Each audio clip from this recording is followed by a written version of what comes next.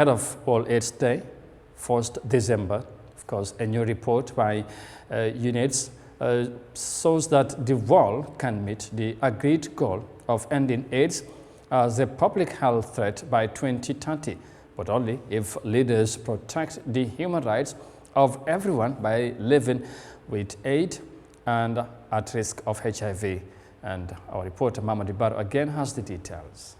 Sub-Saharan Africa is home to two-thirds of all people living in HIV, the heaviest HIV burden globally, which is why Men's Forum Takuwani Rime aims to correct this and get men and boys, the community, to know their HIV status.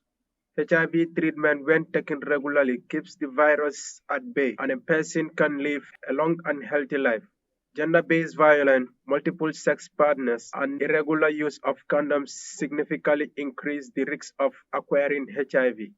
According to the report, in 2023 alone, adults and children living with HIV in South Africa skyrocketed to 7.7 million, and HIV prevalence in the country is 17.1%. Additionally, new HIV infections last year in South Africa go up to 150,000.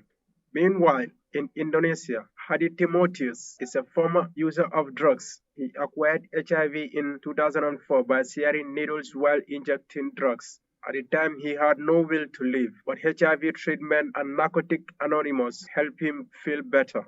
He began doing outreach among his peers. 10 years later, Hadi is the deputy program manager at JIP, a national network of people living with HIV in Indonesia. When leading trainings with other HIV peers counselors, Hadi stresses the concept of you versus you to encourage people to know their status and stay on treatment if they are HIV positive. A person taking treatment regularly becomes undetectable, and as a result, the person does not transmit the virus to a sexual partner or via needles or pregnancy or childbirth or possibly breastfeeding. Unaids estimates 570,000 people live with HIV, with 28,000 now HIV infections last year.